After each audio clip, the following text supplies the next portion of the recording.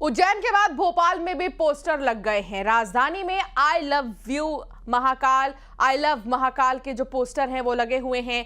हिंदू संगठन ने I love Mahakal के जो पोस्टर हैं वो लगाए हैं। इससे पहले आपको उज्जैन में देखा होगा आपने इस तरह के पोस्टर, जब आई लव महाकाल के पोस्टर लगे हैं। काशी में अगर हम बात करें तो काशी में आई लव महादेव के पोस्टर लगे हैं। तो देश भर के अलग अलग राज्यों से कोने कोने से अब ऐसी तस्वीरें सामने आ रही हैं।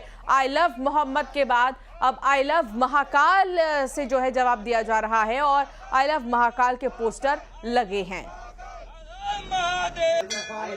सर उत्तर प्रदेश में जिस तरीके से आई लव मोहम्मद के पोस्टर लगे, उसके बाद अब आप आई लव महाकाल के पोस्टर लेकर आए हैं। देखिए, हमारे जो सनातन धर्म है सबसे प्राचीन धर्मों से एक है और हमारे मध्य प्रदेश को यह गौरव भी प्राप्त है कि ओंकारेश्वर महादेव, महाकाल महादेव मध्य प्रदेश में। महाकाल बाबा को कालों का काल कहा जाता है, राजा का राजा कहा जाता है। तो निश्चित रूप से अपने भगवान से प्रेम करने में कैसे दोष और कैसे वो, हम अपने भगवान को प्रेम कर रहे हैं और हम आई लव महाकाल बोल रहे हैं। जो लोग दूसरे धर्म के लोग हैं, ये सब पंथ हैं और ये अगर अपने धर्म को पूज रहे हैं, हमें कोई आपत्ति नहीं है। वो 5 टाइम नमाज पढ़ते हैं, हमें कोई आपत्ति नहीं है। हम 2 टाइम आरती करते हैं, अपने जुलूस जलते निकालते हैं, उसमें किसी को आपत्ति नहीं होनी चाहिए। पर आपत्ति तब आती है जब हमारे धर्म, हमारे जुलूसों पर, हमारे रामनवमी के जुलूस पर, गणेश जी के जुलूस पर पथराव किया जाता है। ये कौन सी फर्क का परस्ती ताकतें जो इस तरह का अंजाम करती है? उसके लिए सरकार ने कठोर कानून बनाया है। मैं सरकार के मुखिया डॉक्टर मोहन यादव जी का धन्यवाद देता हूँ, मोदी जी का भी धन्यवाद देता हूँ। कुछ लोग हमारे साथ, उनसे भी बात करेंगे। सर, एक पूरा कैंपेन चला रहे हैं आप लोग। ये अपने आराध्य के प्रति प्रेम है जो हम अपने पोस्टर के माध्यम से आई लव महाकाल बोल रहे हैं। ये हमारे आराध्य के प्रति प्रेम है। जो संस्कार के रचयिता हैं उनसे सबको प्रेम होना भी चाहिए और हमारे महाकाल के प्रति आस्था भी है और हम उनकी सेवा भी करते हैं। आप लोग पहुंचे हैं यहाँ पर, अभिषेक भी कर रहे हैं। हमने अभिषेक करके जागृत हिंदू मंच के माध्यम से आई लव महाकाल की ये मुहिम चालू करी है। ये किसी कंपटीशन में नहीं है। भगवान महाकाल से कौन कंपटीशन करेगा, वो तो कालों के काल हैं। लेकिन एक समय होता है, परिस्थिति होती है जब हमें कुछ चीजें प्रदर्शित करनी होती है, तो हम अपने भगवान के प्रति अपनी आस्था को प्रकट कर रहे हैं। इसमें किसी को ना आपत्ति होना चाहिए, ना कोई कंपटीशन का। मध्य प्रदेश में किसानों के लिए अब सोयाबीन घाटे का सौदा नहीं होगा। सीएम डॉक्टर मोहन यादव ने ऐलान करते हुए कहा कि सोयाबीन की खरीद के लिए भावांतर योजना लागू की जा रही है। किसानों को किसी भी हालत में घाटा नहीं होने देंगे। उन्होंने कहा कि सरकार किसानों को सोयाबीन का उचित मूल्य दिलवाने के लिए प्रतिबद्ध है। प्रधानमंत्री नरेंद्र मोदी ने सोयाबीन के लिए एमएसपी प्रति क्विंटल 5,328 रुपए घोषित की है। इसके साथ ही सीएम ने ऐलान करते हुए ये भी कहा, पीला मोज़ेक या फिर प्राकृतिक आपदा से होने वाले नुकसान की भरपाई सरकार करेगी। मध्य प्रदेश सरकार किसान कल्याण के लिए प्रतिबद्ध है। खास करके सोयाबीन के क्षेत्र में जिस प्रकार से अभी हमारी सरकार ने यशस्वी प्रधानमंत्री के माध्यम से सोयाबीन का वर्तमान का एमएसपी का रेट 5,328 रुपये का जो रेट है, वो रेट हम दिलवा के रहेंगे। इसमें वो अपना माल मंडियों में बेचे, लेकिन वो केवल पंजीयन हमारे यहाँ करा ले, तो इस आधार पर अंतर की राशि जो घाटा होगा सरकार देने के लिए तैयार है। यशस्वी प्रधानमंत्री के आशीर्वाद से किसानों के लिए कोई तकलीफ नहीं है।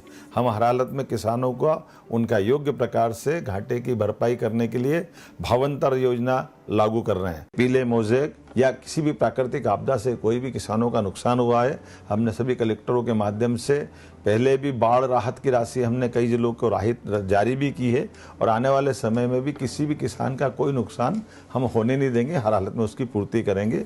किसानों के लिए सदैव सरकार उनके साथ। तो इंदौर में सोनम के पुतला दहन पर रघुवंशी समाज ने आपत्ति जताई है और एडीएम को ज्ञापन सौंपकर पुतला दहन कार्यक्रम की अनुमति नहीं देने की मांग की है। दरअसल पौरुष नाम की संख्या ने दशहरे पर बहुचर्चित हत्याकांड की 11 महिला आरोपियों के पुतला दहन के लिए प्रशासन से अनुमति मांगी थी। 2 अक्टूबर को इंदौर के महालक्ष्मी मेला ग्राउंड पर शूर्पणखा दहन कार्यक्रम के आयोजन के लिए पौरुष नाम की संस्था ने आवेदन दिया है। शूर्पणखा दहन के कार्यक्रम पर सोनम के भाई ने भी आपत्ति जताई है।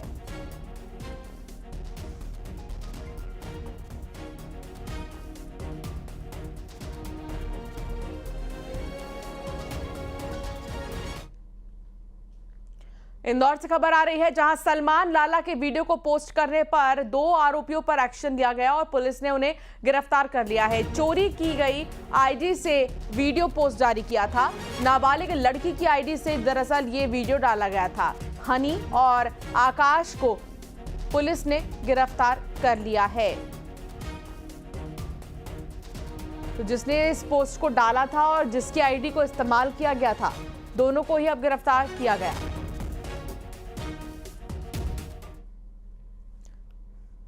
और अब खबर ग्वालियर से है जहां पर न्यूज 18 की खबर का बड़ा असर हुआ है। खबर दिखाए जाने के बाद जल संसाधन विभाग ने डैम के गेट खोल दिए हैं और हबीपुरा गांव में तेजी से पानी निकल रहा है। दरअसल डैम के बैक वाटर की वजह से हबीपुरा गांव में पानी भरा हुआ था। पिछले 3 महीने से गांव के लोग अपने घर में कैद हो गए थे। बच्चे स्कूल नहीं जा पा रहे थे। डैम के गेट खोले जाने के बाद ये कहा जा रहा है कि 48 घंटे में गांव से पानी निकल जाएगा। गांव के लोगों ने राहत की सांस ली है। हमारे यहाँ जो है रोज़मर्रा जीवन यापन करने वाले लोग हैं जो रोज़ाना खाते पीते हैं, तो वो भी नहीं जा पा रहे थे अपने काम से। तो बहुत सारी समस्याओं का सामना 3 महीने से कर रहे थे। तो न्यूज़ 18 जो चैनल है और भी जो चैनल हैं, उन सभी ने हमारा जो है कंधे से कंधा मिलाकर साथ दिया, बहुत ही साथ दिया, सराहनीय साथ दिया। और मैं उन सभी को धन्यवाद देना चाहता हूँ समस्त हबीपुरा ग्राम वासियों की तरफ से। न्यूज़ 18 की खबर का एक बार फिर बड़ा असर हुआ है। न्यूज़ 18 ने आपको दिखाया था कि ग्वालियर ज़िले का ये अलापुर डैम लगभग 45 साल बाद भारी बारिश के चलते इस बार पूरी तरह भरा हुआ है और इस डैम के भरने की वजह से यहाँ बैक वाटर में स्थित हबीपुरा गांव आसपास से टापू बन गया है। गांव का स्कूल पानी से घिरा हुआ है। सड़क जो है लगभग 6 फीट पानी में घिरी हुई है और लोग टूटी नाव के सहारे रास्ता पार करते थे। जब न्यूज़ 18 ने इस खबर को दिखाया तो उसके बाद जल संसाधन विभाग की टीम हरकत में आई और आज सुबह जल संसाधन विभाग की टीम ने इस अलापुर डैम के गेट खोले हैं। अलापुर डैम के गेट खोलकर ये पानी बहादुरपुर और बेहटा की जो नहर है, उस नहर के सहारे इन इलाकों में गाँवों तक पहुँचेगा ताकि ये पानी सिंचाई में उपयोग हो जाए। लेकिन लगभग 48 घंटे बाद हबीपुरा गांव में इस पानी के कम होने से सड़क और स्कूल बाहर आ जाएंगे और निश्चित तौर पर कहीं ना कहीं लोग जो परेशानियों से जूझ रहे थे उनको भी इससे निजात मिलेगी। दादा हमारे साथ है। दादा, कितनी परेशानी भोग रहे थे? परेशानी है महाराज, तुम्हारे पूरे गांव में घूम घूम के आ रहे हैं। किस तरह की स्थितियाँ हो रही बहुत स्थिति, बच्चा बीमार है, बाल बच्चों ऐसे जो माले रात धर के ले जाना पड़ रहा है। और अब बात इंदौर की होगी जहां पर मॉडिफाइड साइलेंसर लगाने पर एक्शन लिया गया है। पुलिस ने 60 बाइक का चालान काटा है। मॉडिफाइड साइलेंसर को भी जब्त किया गया है। साइलेंसर को मॉडिफाई कर जो लोग रफ्तार भर रहे थे सड़कों पर, उसके बाद देखिए इनके साइलेंसर का क्या हाल हुआ है। नियम कानून को ताक पर रखकर अगर कोई गाड़ी चलाएगा किसी भी तरह से तो फिर एक्शन होगा। और ये मॉडिफाइड साइलेंसर हैं, आप देख सकते हैं टेलीविजन स्क्रीन पर, जिन पर रोड रोलर को चलाया गया है। और ये सबक है उन लोगों के लिए जो मॉडिफाइड साइलेंसर लगाने की सोच रहे हैं या जिनके बाइक में है तो जरा संभल कर रहिए।